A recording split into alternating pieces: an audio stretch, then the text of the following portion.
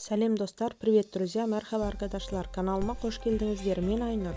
Бүгін мен сіздермен жөтел мен суық тиюге арналған шайнайтын постилкалардың рецептімен бөлісемін. Қақырық түсіретін және қабынуға қарсы әсері бар табиғи шөптік препарат.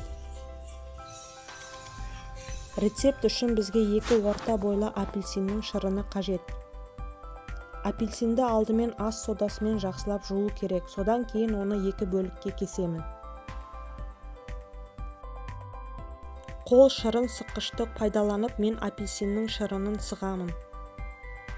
Апельсин шырыны кешенді терапияда суық немесе тұмау белгілерін жеңілдетеді.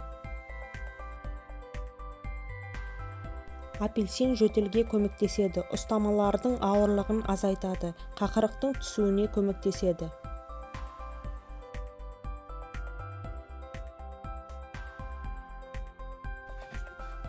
Апельсин шырыны суық тиюге және басқа да өткір респираторлық вирустық ауруларға қарсы жақсы профилактикалық құрал болып табылады.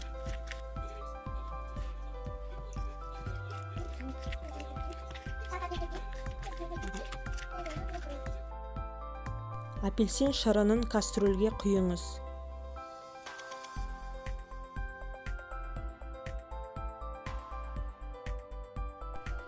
Енді жарты шай қасық куркума қосыңыз. Куркума фотохимиялық қосылыстар куркумоноидтар арқасында қабынуға қарсы және бактерияға қарсы әсерге ие.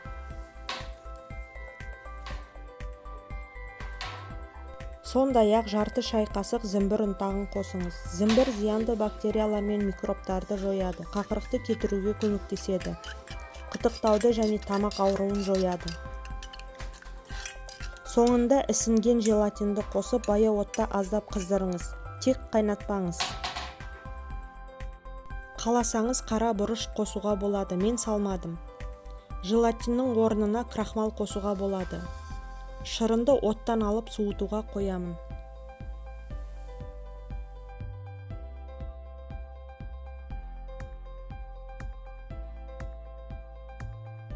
Шырынды сүзіңіз, суытыңыз.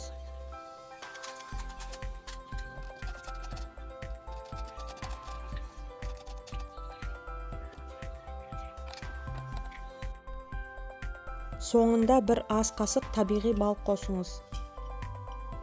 Егер сізде балға аллергия болса, онда қоспаңыз.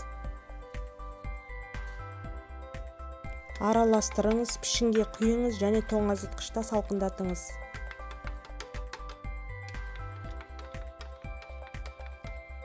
Бес сағаттан кейін біздің емдік постилка дайын. Енді кішкене тілімдерге кесіңіз. Шайнайтын постилкаларды күніне 3 рет жеуге болады. Емдеу курсы 2-3 апта. Шайнайтын постилкалар соң айлық жүкті әйелдерге, бала емізетін әйелдерге және 2 жасқа дейінгі балаларға, сондай-ақ жүрек қан-тамыр жүйесі мен бүйрек аурулары бар адамдарға, тағамға аллергия не жеке төзімсіздіктері бар адамдарға ұсынылмайды. Тұмау мен суықтың алдын алу үшін тек табиғи ингредиенттер. Пастилдер жөтелді жеңілдетеді, кеудедегі ауырлық сезімді басады, сұйылтады және денедегі шырыш пен қақырықты кетіруге көмектеседі. Куркума мен балдың құрамында иммундық жүйені күшейтетін табиғи антибиотиктер мен вирусқа қарсы агенттері бар. Шайнайтын постилкалар тоңазытқышта сақталуы керек. Дәмді, сәл ащы апельсин постилкалары суық мезгілінде алмастырылмайтын өнім.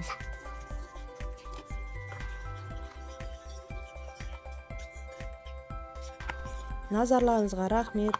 Достар, бұл видеомен достарыңызбен бөлісіңіздер, пікір жазыңыздар, жазылуды және менің каналыма лайк басуды ұмытпаңыздар. Құрметпен Айнұр. Баршаңызға денсаулық тілеймін, сау болыңыздар. Hoşça kalın. Пока-пока, друзья. Будьте здоровы.